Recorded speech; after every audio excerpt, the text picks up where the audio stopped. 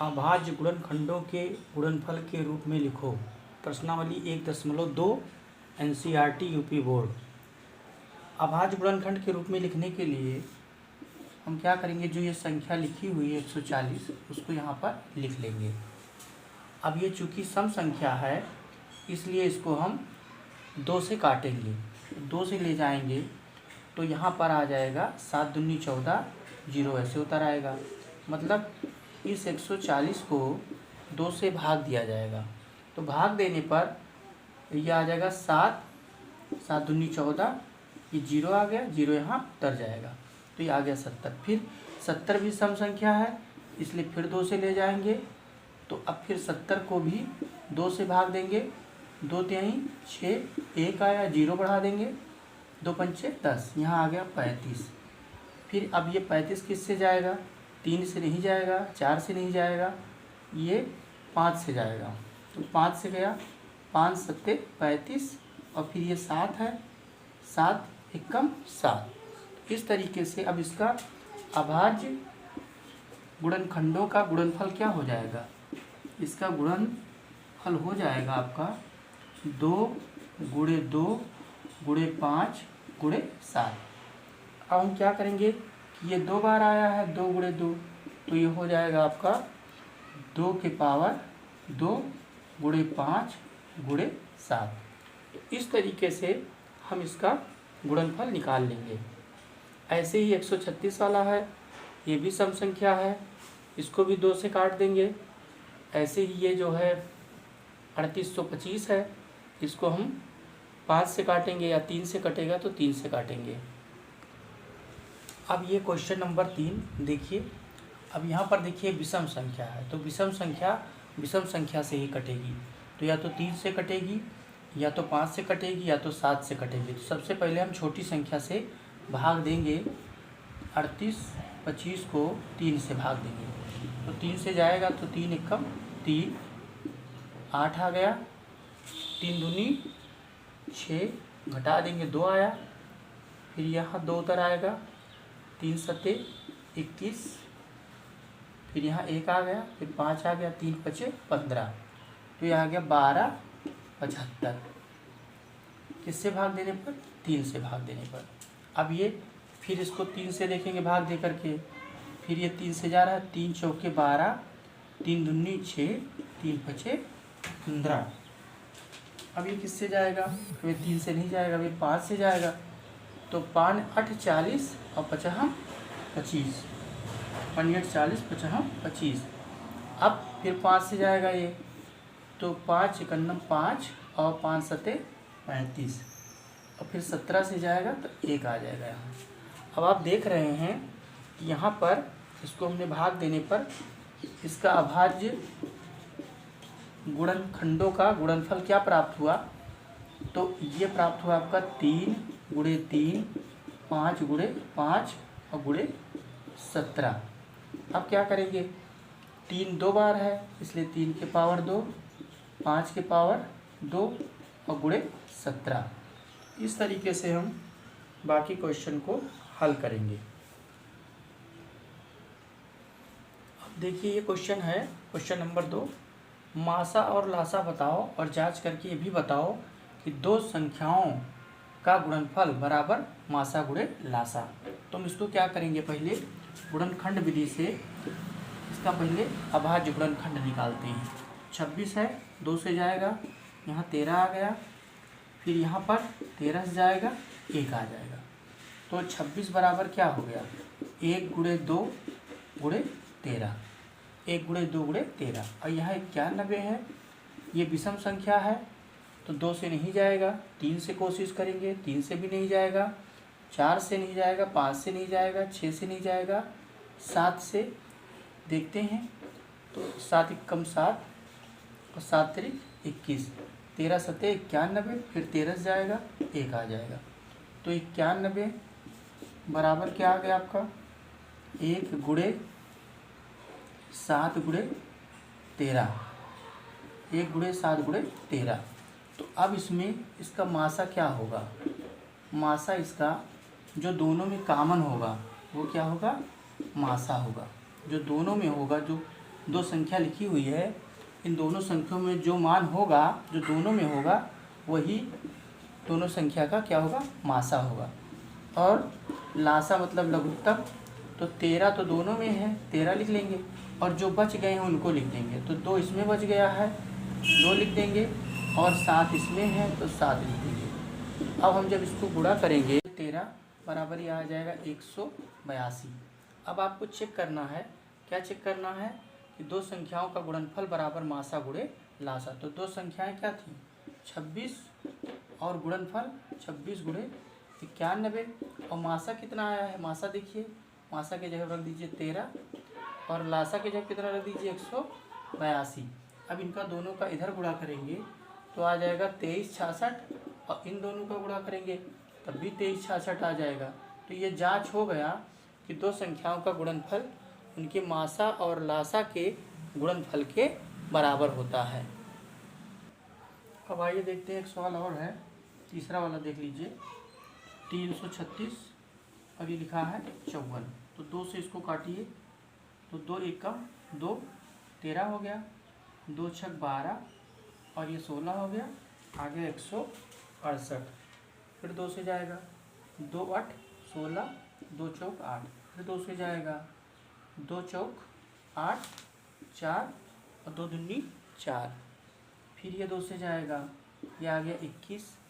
अब इसको फिर काटेंगे, 3 से जाएगा, 3 सते 21 और 7 एकम 7, ये आ गया। तो आपका जो मान आया वो क्या आया, 366 बराबर आ गया 2 गुणे 2 गुणे 2 गुणे 2 और फिर आ गया गुणे 3 गुणे 7। अब 154 का निकाल लेंगे, तो 54 का निकाल लेंगे, 2 से जाएगा नहीं है, हाँ 2 से जाएगा, तो 2 दूनी 4 और 2 सते 14, फिर ये 3 से जाएगा, 3 9 27, फिर ये 3 से जाएगा, 3 तिरिका 9, फिर 3 से गया, 3 1 3। 54 बराबर क्या लिख सकते हैं, लिख सकते हैं 2 गुणे 3 गुणे 3 गुणे 3। तो इस तरीके से हम लिख दिए। अब इसका हमको निकालना है मासा। मासा जो दोनों में हो, मासा जो दोनों में हो, दोनों में क्या क्या है, देखिए ये 2 है, 2 लिख देंगे, देखिए फिर ये 3 है, 3 लिख देंगे, और ऊपर या नीचे कोई संख्या ऐसी नहीं है कि जो मिल रही हो, तो फिर 3 लिख देंगे। तो 2 और 3 दोनों में है, तो 2 और 3 कितना हो जाएगा 6। अब क्या करेंगे, लासा निकालने के लिए क्या करेंगे, लासा के लिए ये करेंगे कि जो दोनों में था वो लिख लिए, ये देखिए 2 गुणे 3 लिख लिए। अब इसमें क्या बचा, 3 गुणे 3 बचा, तो 3 गुणे 3 इसका बच गया था, ये लिख दिए। इसमें क्या बचा था, 2 गुणे 2 गुणे 2, तो 2 गुणे 2 गुणे 2 ये लिख दिए, और ये 7 बचा था, 7 लिख देंगे। इस तरीके से अब हम गुणा करके इसको लिखेंगे, तो गुणा करने पर ये संख्या आपकी कितनी आ जाएगी, ये संख्या आपकी आ जाएगी 3024। कितनी संख्या आएगी, 3024 आ गया। जब गुणा करेंगे तो 3024 संख्या प्राप्त हो जाएगी। अब जांच करना है, दो संख्याओं का गुणनफल बराबर मासा गुणे लासा। तो दो संख्या क्या था, चेक कर लेंगे। संख्या जो है आपका, संख्या ये चेक करेंगे कि इनका गुणनफल इसके बराबर है। 336 गुणे 54, ये दो संख्याओं का गुणनफल बराबर मासा कितना आया है 6, और लासा कितना आया है 3024। इनका और इनका गुणा करेंगे, इनका और इनका गुणा करिए और बताइए कि कितना गुणनफल आएगा। तो ये आएगा 18,144, इसका गुणा करेंगे तो आएगा, और फिर इसका गुणा करेंगे तो वो भी 18,144 आ जाएगा। तो इससे क्या पता चला, इससे ये पता चला कि दो संख्याओं का गुणनफल उसके मासा और लासा के गुणनफल के बराबर होता है। इसी तरह से जो एक सवाल छूट गया है उसको आप लोग खुद करके कमेंट बॉक्स में उसका उत्तर भेज दीजिएगा, और चैनल पे अगर आप नए हों तो चैनल को सब्सक्राइब कर लीजिएगा। सब्सक्राइब करने से ये फ़ायदा होगा कि जब हम कोई नया वीडियो डालेंगे तो आपके पास वो तुरंत पहुंच जाएगा।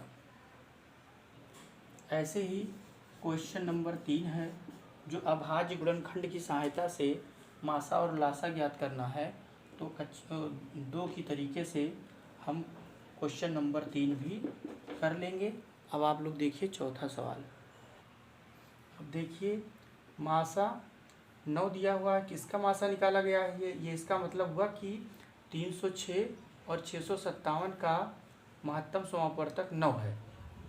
इस संख्या का महत्तम समापवर्तक मासा 9 है, तो हमको लासा मालूम करना है।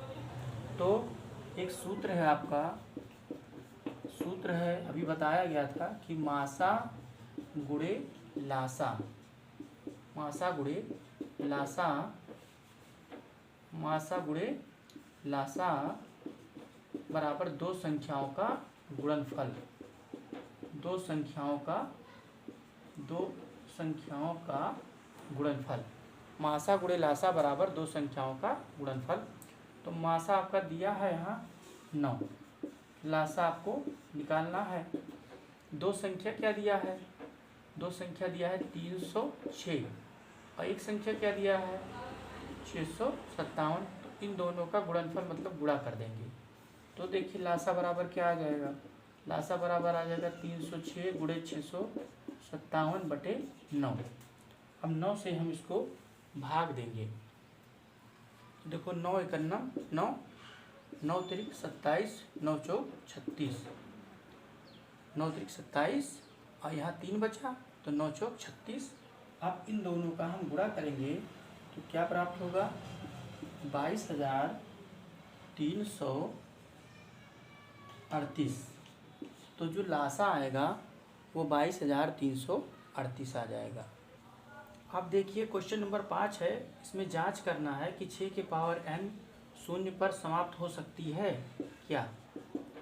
तो अगर ये 6 के पावर n शून्य से समाप्त हो सकती तो क्या होता कि ये 5 से विभाज्य होती, 5 से विभाज्य होती, क्योंकि शून्य जिसके बगल में जैसे 10 है, 20 है, 30 है, तो ये सभी संख्या 5 से भाग हो जाती है। तो जिसमें अभाज्य गुणनखंड 5 होगा वही संख्या 5 से विभाज्य होगी। जबकि आप 6 के पावर n में ये देख रहे हैं कि 6 का जो अभाज्य गुणनखंड है वो 2 × 3 है। तो इसमें 2 और 3 है, तो किसी भी दशा में इसमें 5 नहीं है। तो 5 ना होने की दशा में ये कभी भी शून्य पर समाप्त नहीं होगी। हमेशा इसके बाद में जो अंक आएगा n का चाहे जो मान होगा, हमेशा बाद में जो अंक आएगा वो कभी भी 5 से कटने वाला नहीं रहेगा। तो इसलिए हम कह सकते हैं कि प्राकृतिक संख्या n पर का कोई भी मान ऐसा नहीं है जिसके लिए 6 के पावर n अंक शून्य पर समाप्त हो। जैसे n के लिए कोई मान रख दीजिए, 6 के पावर 1 रख दीजिए तो 6 आ जाएगा, ये शून्य से समाप्त नहीं है। इस पर 2 रख दीजिए, 6 के पावर 2 36 हो जाएगा। तो इस तरीके से n का मान चाहे जितना आप रखेंगे तो ये मान कभी भी शून्य पर समाप्त नहीं होगा। तो इसलिए हम कह सकते हैं कि 6 के पावर n अंक 0 पर समाप्त नहीं हो सकती है।